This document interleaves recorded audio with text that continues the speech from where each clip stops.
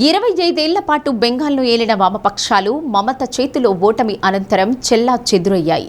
మొన్నటి సార్వత్రిక ఎన్నికల్లో సింగిల్ డిజిట్కే పరిమితమయ్యాయి.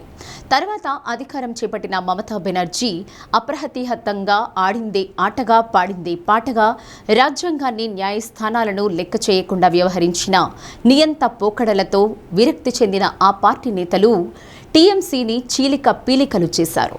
మేనల్లుడు అభిషేక్ బెనర్జీకి పెత్తనం అప్పచెప్పడంతో పార్టీ వ్యవస్థాపకుల్లో ఒకరైన ముకుల్ రాయ్ చాన్నాళ్ల కిందటే వైదొలగాలని, తర్వాత రాజీనామా చేసిన సువేందు అధికారి బీజేపీలో చేరి మమతా పార్టీనే కాకుండా ఆమెకు కూడా ఒకసారి నందిగ్రాములో, తాజాగా భవానీపూర్లో ఓటమి రుచి చూపించి ఏకంగా సీఎం అయ్యారు. ఎన్నికలు అయిన వెంటనే గెలుపొందిన 78 మంది టీఎంసీ ఎమ్మెల్యేలలో 50 మంది ఎమ్మెల్యేలు రిబబ్రత బెనర్జీ నేతృత్వంలో విడిపోయి తమను శాసనసభలో ప్రత్యేక వర్గంగా గుర్తించాలని చేసిన విజ్ఞప్తికి స్పీకర్ ఆమోదం లభించింది. ఇక తాజాగా ఇండియా కూటమికి ఇన్నాళ్లు అంటి ముట్టనట్లు ఉన్న మమతా బెనర్జీకి ఘోర ఓటమి తర్వాత కళ్ళు నేల మీదకు వచ్చి నిన్న జరిగిన ఇండియా కూటమి సమావేశానికి హాజరై ఎంతో వినయంగా దర్శనమిచ్చారు. కొద్ది గంటల్లోనే లోక్సభలోని 28 మంది టీఎంసీ ఎంపీల్లో కపోలి ఘోష్ దస్తీదార్ నేతృత్వంలో 20 మంది తమను ప్రత్యేక గ్రూపుగా గుర్తించాలని స్పీకర్ ఓం ప్రకాష్ బిర్లాకు లేఖ ఇస్తూ తాము ఎన్డీఏ కూటమికి మద్దతు ఇస్తున్నామని ప్రకటించారు.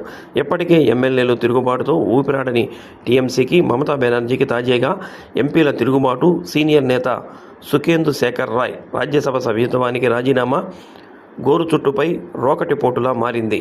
ఆయన బాటలోనే 12 మంది రాజ్యసభ సభ్యుల్లో మరికొంతమంది విడతల వారీగా రాజీనామా చేసేందుకు సిద్ధమైనట్లు పరిశీలకులు వ్యాఖ్యానిస్తున్నారు. ఈ వ్యవహారంలో బెంగాల్ సీఎం సువేందు అధికారితో పాటు Anakapalli BJP MP CM Ramesh కీలకంగా వ్యవహరించినట్లు సమాచారం. మొత్తం మీద అధికార పరమపద సోపాన పటంలో నిచ్చెనలతో పాటు పాములు కూడా ఉంటాయని మమతకు తత్వం అర్థమవుతుంది.